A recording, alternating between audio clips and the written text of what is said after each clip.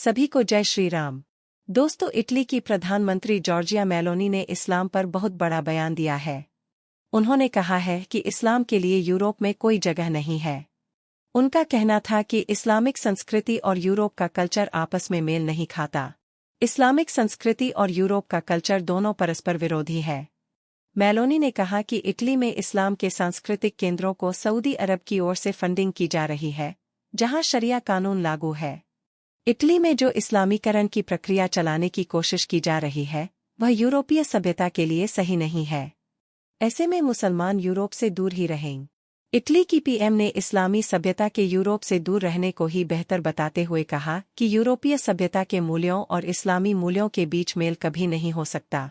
इसके साथ ही मेलोनी ने आगे कहा कि सऊदी अरब में शरिया कानून लागू है, जिसके तहत मजहब को छोड़ने पर मौत की सजा है।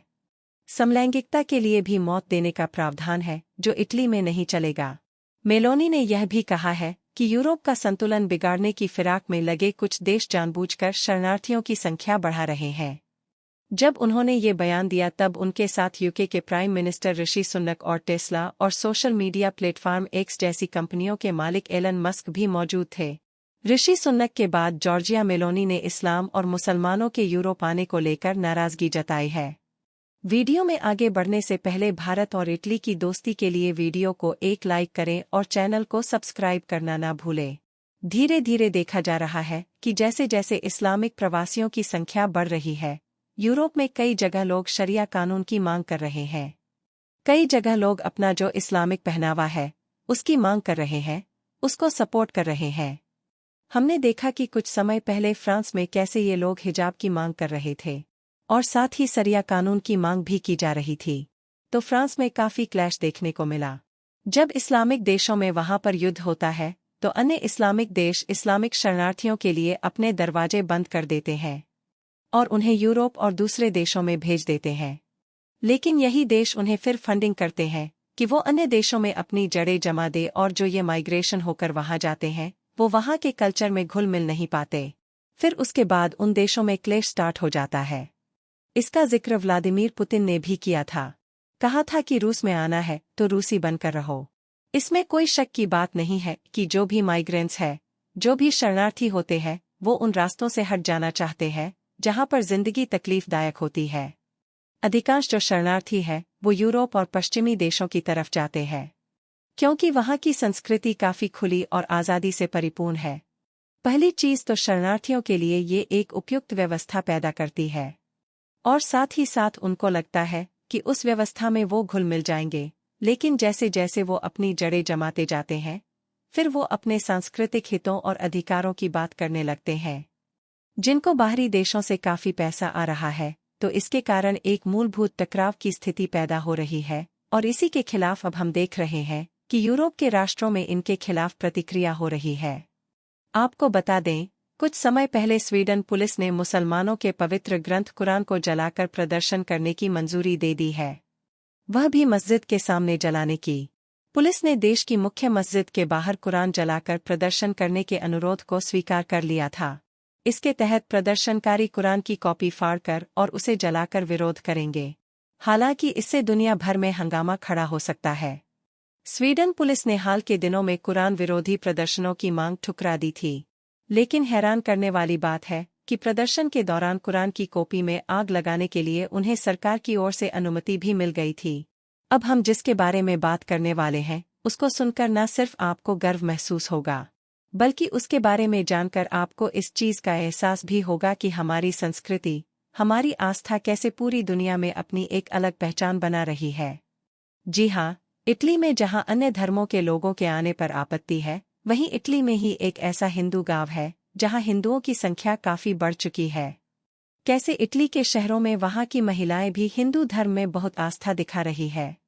पीएम मेलोनी ने इटली के लोगों को हिंदू धर्म को मानने वाले लोगों से कुछ सीखने को कहा है। पीएम मेलोनी भी भारत की काफी बड़ी फैन है। उनका कहना है कि हिंदू धर्म को मानने वाले लोग किसी भी देश की संस्कृति में अपने आप को ढाल लेते हैं। वे किसी भी देश के सामाजिक मूल्यों का आदर करना जानते हैं और अपने धर्म के प्रति भी काफी सहनशील होते हैं। इसीलिए हम भारतीय हमारी संस्कृति पर गर्व करते हैं। आपको जानकर हैरानी होगी कि इटली में सबसे बड़ा हिंदू समुदाय निवास करता है। दोस्तों, इटली में सनातन धर्म का खूब प्रचार प्रसार हुआ है। एक ऐसा देश जिसके तौर तरीके भारत से बिल्कुल अलग है, फिर भी वहाँ के हिंदू बिना किसी को ठेस पहुँचाए अपनी संस्कृति को संजोए हुए हैं। इस्लाम धर्म, ईसाई धर्म, यहूदी धर्म और क्रिश्चियनिटी, इन तीनों धर्मों की जो जड़ें हैं वह समान है। उसके बाद भी ये एक दूसरे के जानी दुश्मन हैं। यहूदियों की क्रिश्चियन से नहीं जमती और मुसलमानों की ना यहूदियों से जमती है ना क्रिश्चियन से जमती है। क्रिश्चियन की तो दोनों से नहीं जमती। आखिर क्यों ये एक दूसरे के खून के प्यासे? इन तीनों धर्मों में क्या अंतर है? इन तीनों धर्मों में इतना क्लेश क्यों है? दोस्तों, यहूदी धर्म, इस्लाम धर्म और क्रिश्चियनिटी, तीनों ही धर्म दुनिया के सबसे प्रमुख धर्मों में से एक है। जहां दुनिया में सबसे बड़ा धर्म ईसाई धर्म है, वही दुनिया का दूसरा सबसे बड़ा धर्म इस्लाम है। इसके बाद यहूदी धर्म को मानने वालों की भी अच्छी खासी तादाद है। अगर देखा जाए तो ये तीनों ही धर्म आपस में एक दूसरे से जुड़े हुए हैं, लेकिन इनके विचार और रीति रिवाजों में अंतर है, जिसके चलते ये लोग आमने सामने आ जाते हैं। खास तौर पर यहूदी और इस्लाम धर्म में तो खूनी संघर्ष चलता रहता है, जिसकी वजह से ये लोग एक दूसरे से कोई भी संबंध रखना पसंद नहीं करते। मुस्लिम और यहूदी धर्म में दुश्मनी आज की नहीं बल्कि उनकी शुरुआत से ही है। चलिए पहले इन दोनों धर्मों में दुश्मनी की वजह जान लेते हैं। दोस्तों, दुनिया में इंसानों की सबसे पहली पीढ़ी की शुरुआत आदिमानव से हुई थी। यह बात लगभग हर धर्म ग्रंथ में कही गई है और इसे यूनिवर्सल ट्रूथ की तरह माना जाता है। खासकर इन तीनों धर्मों में जैसे दुनिया में लोगों की जनसंख्या बढ़ने लगी, उनके विचार और आस्थाएं भी बदलने लगे। इसके चलते कई धर्मों का उदय हुआ। अगर हम बात इस्लाम और यहूदी धर्म की करें तो यहूदी अब्राहम को अपना पहला पैगंबर, पहला गुरु, धर्म गुरु मानते हैं, इसलिए अब्राहम एक धर्म भी कहा जाता है। लेकिन मुस्लिम और क्रिश्चियनिटी में इब्राहिम का जिक्र मिलता है। इस्लाम में तो यह कहा जाता है कि उनकी पाक इमारत काबा का निर्माण हजरत इब्राहिम और उनके बेटे इस्माइल ने ही किया था। वही बाइबल में भी इब्राहिम का जिक्र मिलता है, जिससे पता चलता है कि इन तीनों धर्मों की जड़ें एक ही है। लेकिन कुछ चीज़ों में इन धर्मों में विवाद है। इस्लाम धर्म की शुरुआत अरब देश से हुई या हजरत पैगंबर मोहम्मद ने इस्लाम की शुरुआत की? उस समय अरब में यहूदी धर्म, बुद्ध परस्त, मुशरिक, सबाइन, ईसाई और कई दूसरे धर्मों के लोग भी रहते थे। मूर्ति पूजन करने वाले और दूसरे अलग अलग धर्म में रहते थे। उस वक्त कई लोगों ने मोहम्मद साहब का विरोध करना शुरू कर दिया और इस विरोध में यहूदी सबसे आगे थे। यहूदी अपने धर्म में किसी भी तरह का बदलाव नहीं चाहते थे और यही से मुस्लिम यहूदियों में विवाद की शुरुआत हो गई। मोहम्मद साहिब मदीने की यात्रा शुरू की। इस यात्रा को हिजरत कहा जाता है। मोहम्मद साहब ने इस्लामिक फौज की तैयारी की और आखिरकार मदीना और मक्का को फतेह कर लिया। मोहम्मद साहब की मृत्यु के बाद तक पूरा अरब देश इस्लाम के रंग में रंग चुका था और यहूदियों को देश से खड्डा जा चुका था और अब यहूदी केवल इज़राइल और मिस्र तक ही सिमट कर रह गए थे। वही इस्लाम दुनिया में बहुत तेजी से फैला, धीरे धीरे दुनिया का दूसरा सबसे बड़ा धर्म बन गया।